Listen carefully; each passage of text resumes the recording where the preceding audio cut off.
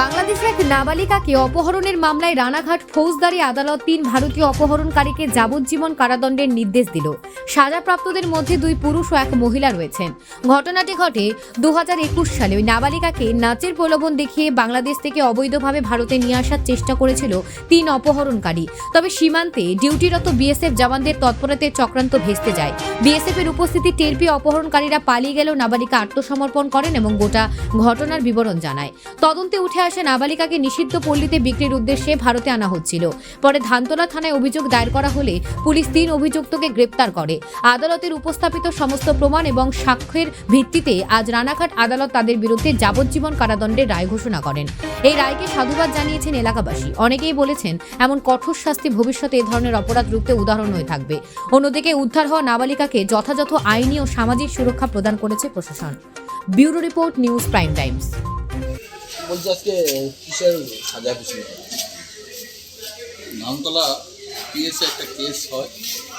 One Sandeep Kumar SI 8 battalion বিএসএফে, এবং তিনি একটা অভিযোগ করে কেস নাম্বার 412/2021, ডেটেড 31/8/2021।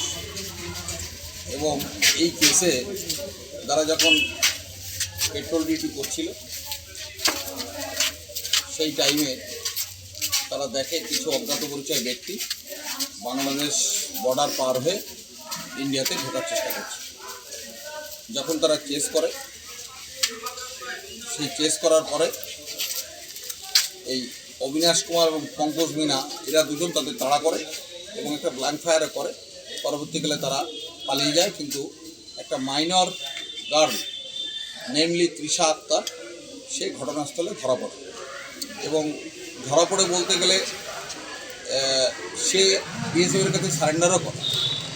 তার বক্তব্য ছিল যে আমাকে ওয়ান বাদশাহ, he is the citizen of Bangladesh, ওখানে বসে সে একটা প্রোগ্রাম করে যে এই মেয়েটিকে প্রলোভন দেখিয়ে তাকে নাচের প্রোগ্রামে নিয়ে যাওয়ার চেষ্টা করছিল।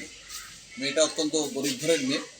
সেই মেয়েটা ওদের সঙ্গে আসে এবং বর্ডারে আসার পরে তাকে এই বাদশার ওয়াইফ লতা এলিয়াস পূজা সে তাকে কিডন্যাপ করে নিয়ে আসে, ওখান থেকে সুজিয়ে নিয়ে আসে।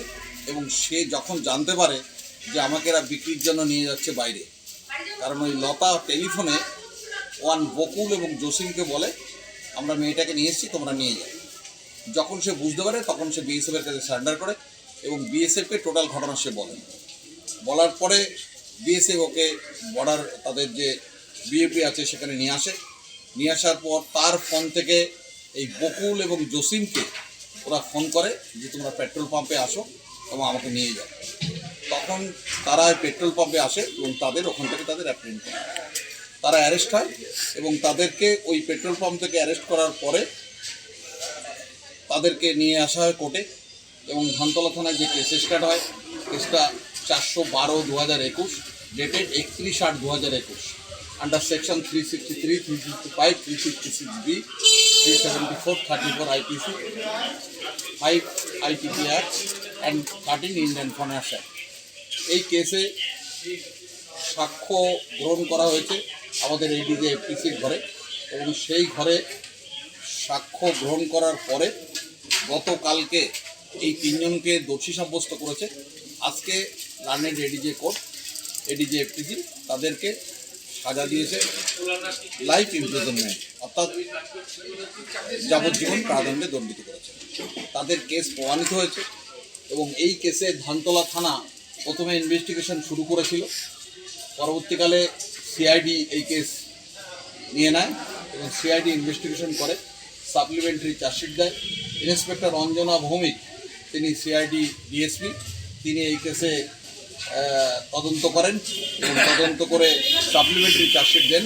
পরবর্তীকালে ওয়ান লতা, যে লতা এলিয়াস পূজা যে মেয়েটিকে নিয়ে আসছিল, সেই লতা এলিয়াস পূজাকে অ্যারেস্ট করে হায়দ্রাবাদ থেকে।